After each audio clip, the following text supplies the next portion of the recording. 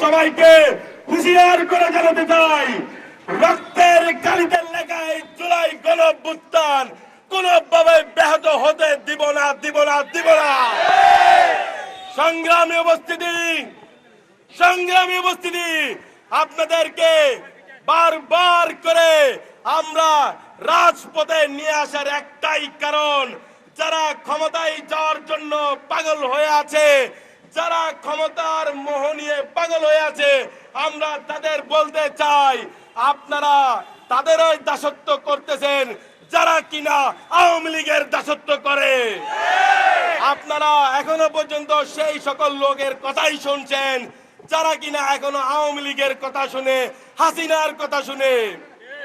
কিন্তু যতদিন জুলাই বিপ্লবীরা বেঁচে আছে, যতদিন পর্যন্ত আমরা বেঁচে আছি, ততদিন পর্যন্ত জুলাইকে ধ্বংস করা যাবে না। যখনই দেশের ষড়যন্ত্র হবে, যখনই দেশের জুলাইকে মুছে ফেলার চেষ্টা করা হবে, আমরা সকলে আবারও মাঠে নেমে আসবো ইনশাআল্লাহ। ভারতের ইন্ধনে রয়ের পরিকল্পনায় জুলাই বিপ্লবকে পরিকল্পিতভাবে দেশের মানুষকে স্যাবোটাইজ করার জন্য, বিপ্লবের পক্ষের শক্তিগুলোকে স্যাবোটাইজ করার জন্য দেশের ভেতরে এবং দেশের বাইরে থেকে একটা পক্ষ পরিকল্পিতভাবে কাজ করে যাচ্ছে। আমরা যারা জুলাইয়ে রাজপথে ছিলাম, আমরা ঐক্যবদ্ধ খণ্ডে আজকে হুঁশিয়ারি দিতে চাই, যদি জুলাইকে নিয়ে কোনো তাল বাহানা করা হয়, যদি জুলাই ঘোষণাপত্র দেওয়ার জন্য কোনো ধরনের চাল খেলা হয়, তাহলে বাংলার ছাত্র সমাজ আর ঘরে বসে থাকবে না, জুলাইয়ের মতো আবার রাজপথকে উত্তপ্ত করবে। আমরা বলতে চাই, আমাদের 2000 শহীদ ভাইদের রক্তে যে বিপ্লব করেছে, সেই বিপ্লবের ঘোষণাপত্র অতি শীঘ্রই নির্ধারিত যে কার্য দিবস আছে, সেই কার্য দিবসের মধ্যে জুলাইয়ের ঘোষণাপত্র ঘোষণা করতে হবে। আমরা জুলাইয়ের যে শহীদ, জুলাইয়ের যে আহত, এখনো তাদের পুনর্বাসন করা হয় নাই, এখনো পর্যন্ত তাদের দৃশ্যমান কোনো বিচার করা হয় নাই, আওয়ামী লীগের কোনো বিচার করা হয় নাই।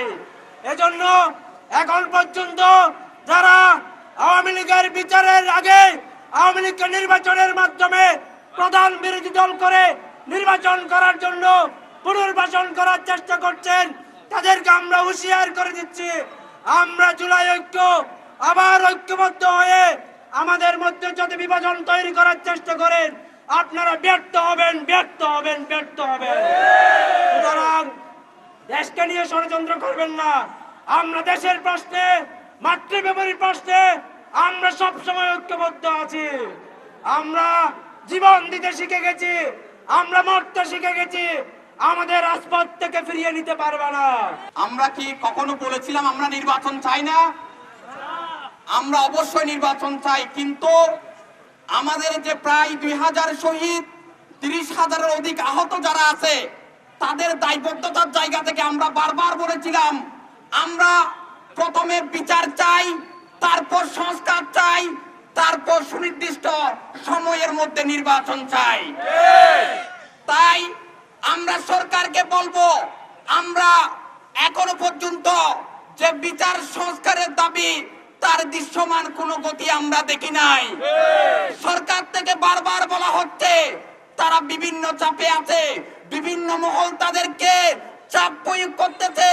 আমরা সরকারকে সুস্পষ্টভাবে বলতে চাই, আপনারা 2000-এর অধিক শহীদ এবং 30,000-এর অধিক আহতের দায়বদ্ধতার জায়গা থেকে ওই মঞ্চে বসে আছেন, আপনারা নির্বিঘ্নে বলুন কারা ষড়যন্ত্র করতেছে, দেশে করতেছে, বিদেশে করতেছে, নাকি কোন দলে করতেছে, আপনার পরিষ্কার ভাবে বলুন।